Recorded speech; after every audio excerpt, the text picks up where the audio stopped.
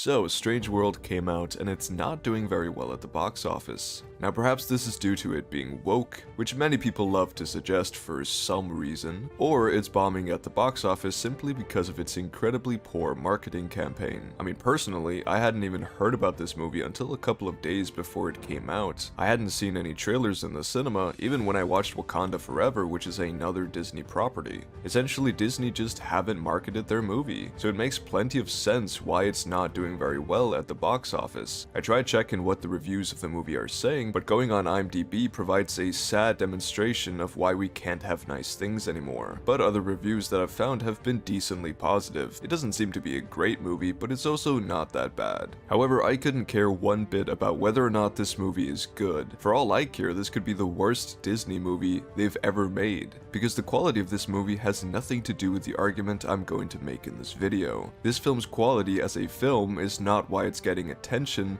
from a certain crowd. Now if you didn't know, Strange World has been getting some attention because it has an openly gay teenager in it, who performs the mortal sin of flirting with another guy. I know, right? How could Disney do this? The movie also has a lot of characters that aren't white men, so that's a reason why it would be upsetting for racist people. However, today we're focusing on the LGBTQ representation in this movie, because that's the main thing that's being attacked by the anti-woke crowd, such as Rand Kinnell or Geeks and Gamers, as well as prominent personalities such as Ben Shapiro and Steven Crowder. However, before we get into that, if you enjoy content like this where I tackle problematic and anti-woke sentiments within pop culture, then you should all head on over to the Fandom Initiative channel, where I've teamed up with actual fandom and organized chaos to finally fight back against people taking advantage of the media that we love to both profit and also further their hateful political agendas. The link is in the description and in the comments. Also, like and subscribe.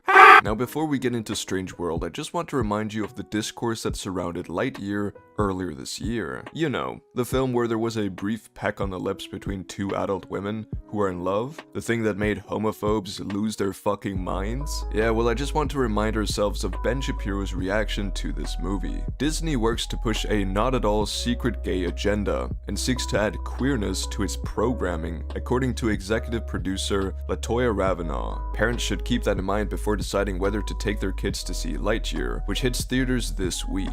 Children are not adults. What may be appropriate for adults is not appropriate for children. That this must be said demonstrates that our society is in a state of moral collapse. This is simply homophobic. It's anti-LGBTQ rhetoric, and anyone who would even dare say otherwise needs to take a deep look in the mirror and ask themselves why showing two women in love in a kids movie is a bad thing. Because believe me when I say this, you're a creep. That last part about how what's appropriate for adults is not appropriate for children is such a messed up statement, because while yes, technically that is true, there are things that aren't suitable to young children in movies such as excessive gore, explicit sex scenes, depiction of drugs, but two women being in love is not one of them. Pretty much every single Disney movie ever made has had a kiss between a man or a woman, a boy or a girl, a lion and a lioness, a fish and a man, and even fucking robots. The point I'm making is that heteronormativity is everywhere in Disney. People have no problem when a man and a woman are seen kissing or showing love for one another, but when it's two people of the same sex or gender, then that's where people draw the line. It's part of this more general groomer argument that says that the left focuses on queer sex and tries to force it on children, when in reality people just want homosexual love to be accepted the same way that heterosexual love is. Anyone who even tries to claim that these few scenes are disgusting or that they're part of a secret agenda meant to program kids into becoming gay is simply a bigot who doesn't understand or simply doesn't even try to understand the argument the other side is making. Not accepting LGBTQ people as a society leads to so many mental and physical health problems for these people, and even leads to higher rates of suicide. It's messed up, but a lot of gay and trans kids who aren't accepted by their family or friends and who don't have affirming spaces end up committing suicide. This kind of rhetoric can actually cause people to kill themselves. However, that was the Lightyear controversy, but Ben has done it again with Strange World. He posted this video on YouTube titled "Why You Shouldn't Take Your Kids to See This Movie," and I just want to show you a couple clips from the video. Very cute indeed. If this is the sort of stuff that you wish to teach to your kids, which is the idea that all sexual relationships are of the same moral stature, that all human relationships are equivalent in every available way, and that sexuality is entirely biological, except when it's not biological at all, and is fluid. So if you wish to teach your kids that, by all means, take them to see Strange World. And if maybe you don't want to indoctrinate your kids in this crap, perhaps you should stop giving your money to Disney+. So here he's talking about the queer representation in Strange World, and he mentions the morality of sexual relationships. His focus on the sexual aspects is as always really weird, because this movie has nothing to do with sex whatsoever. People like Ben seem to always attribute same-sex love to sexual behavior, whereas opposite-sex love is always pure and romantic before sexual. But going further, he questions the moral validity of gay relationships because he attributes the claim that gay relationships are valid to being the same thing as claiming that all kinds of relationships are valid, which of course people don't think. Adult-child relationships, for example, are disgusting and immoral, but these two things are just not even comparable, and Ben knows this. He is purposefully strawmanning the other side of the debate because he knows that if he tried to argue against the actual sentiment that gay people simply want to exist, then he'd expose himself as the bigot we all know he is. He also mentions biology, and yes, being gay is absolutely a biological thing.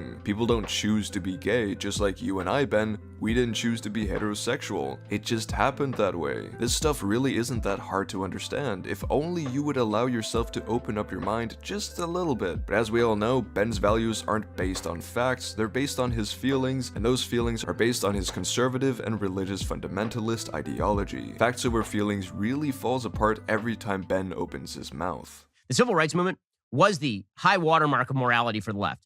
Correctly, because the civil rights movement was excellent. Okay, and then we extended the same rubric of civil rights to a bunch of things that are not the same as race. Sexuality is not the same as race. Sexual behavior is not the same as race. These things are not the same as race. We extended that rubric because, again, the left is constantly looking for what is our next civil rights battle so that we can be the moral heroes. And for them right now, it's gay marriage. Trust me, most people on the left don't want to focus so much on the rights of LGBTQ+ people, but we have to because people like you keep questioning these rights. If everyone just accepted that gay marriage is valid, then you wouldn't hear about it so often. That's the thing, it's people like you who never shut up about gay marriage or LGBTQ+ issues or race. It's you guys who keep threatening and questioning the moral and human validity of gay people or transgender people. If you guys would just accept that some people are romantically or sexually attracted to people of the same sex, or that some people feel a deep underlying discomfort with the gender that they were prescribed at birth, and that this would cause them to want to change their gender to more accurately align themselves with how they feel inside, if you guys would just accept these things and the fact that they have no negative impact on you, then trust me, you wouldn't be hearing about it all the damn time. Partially also because then you wouldn't keep bringing it up. But listen, gay people aren't trying to oppress heterosexual people. They're just trying to be accepted and to be seen as human beings. And transgender people aren't trying to make everyone else transgender, or say that there isn't such a thing as biological sex. This is a straw man of transgender people, because basically no transgender person would argue that gender doesn't have roots in biological sex. Yes, gender and sex are linked. Everyone knows this.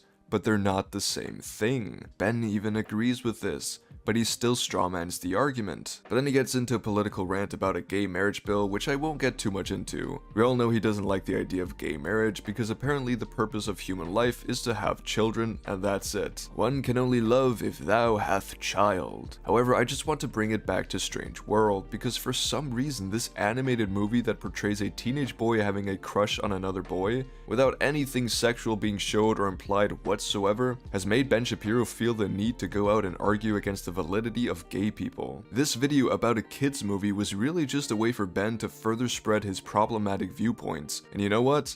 At least he isn't trying to hide his homophobia anymore. However, it's not just Ben Shapiro who's making videos criticizing the gay representation or the woke aspects of this film. We also have his good friends Steven Crowder and Michael Knowles focusing on the gay representation, attributing that to the problems at the box office. We also have Ryan Kinnell and Geeks and Gamers complaining about wokeness as always, with no regard for the harmful rhetoric they're instilling in their audience, and many more people on the internet who are saying the same things. I think it's messed up that so many people can't criticize a movie anymore without relating it to wokeness or having to criticize LGBTQ people. Actual healthy and insightful film criticism is being replaced by this shallow push for outrage clicks that inadvertently creates problematic discourse online. It's all going backwards. However, to end off this video, I just want to briefly talk about the direct, real-world consequences of woke becoming a valid piece of film criticism, as well as just its use in public discourse in general. Because while yes, I can understand why some people would get annoyed when a big corporation panders to its audience, look how progressive and woke we are. Because excessive pandering can be annoying.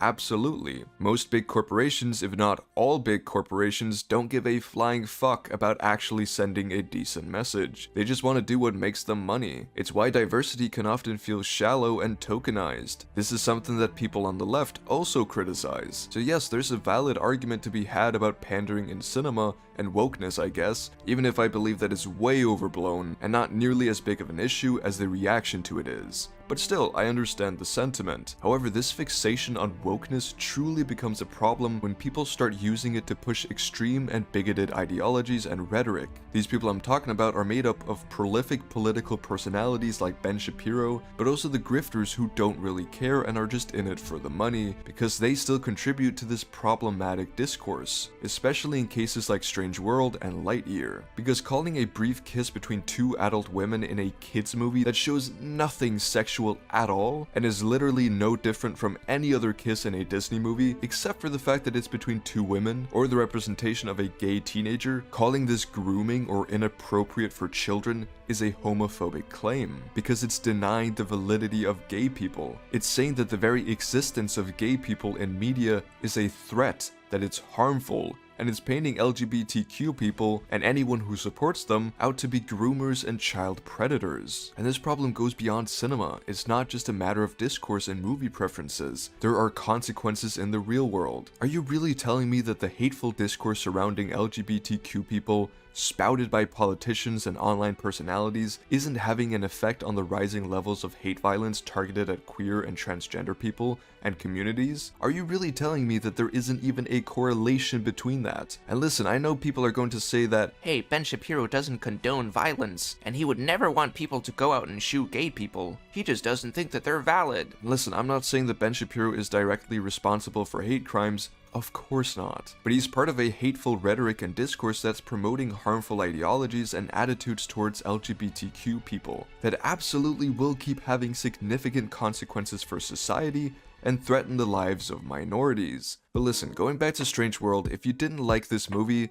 then that's fine. If you think it's woke, then don't watch it. But please think before you take part in this anti-gay rhetoric, because it has serious consequences. Gay people just want to be accepted. They're not trying to groom your kids. Teach your children to accept that two people of the same gender can love each other the same way that their parents do. It won't hurt them. It won't make them gay. Trust me, if your kid turns out to be gay, that means that they were gay all along. And you trying to suppress that will have serious consequences for your child's mental health and their relationship with you. Trust me. Think about it. If you as a parent make a fuss about gay people being in movies, then your kids will think that there's something wrong with that. It's really not that hard for children to understand the concept of gay love. If they ask and you explain it to them in a simple manner, then they'll very likely say, oh, okay, and then go out and play in the mud or something. Children aren't oblivious, they pay attention to the world. And to assume that children can't understand that two people of the same gender can love one another is incredibly ignorant. Anyways, I hope this video has given you some insight into this problem. And as always, I'd love to hear your thoughts down below. I usually like to focus on the content itself, be it the movies or the TV shows in general, but sometimes I just feel the need to do some social commentary if I feel it's important. I hope you appreciate both types of content. If you've watched Strange World, then let me know what you thought of it down below. But to end off, I hope you all have a wonderful day, stay safe, and peace out.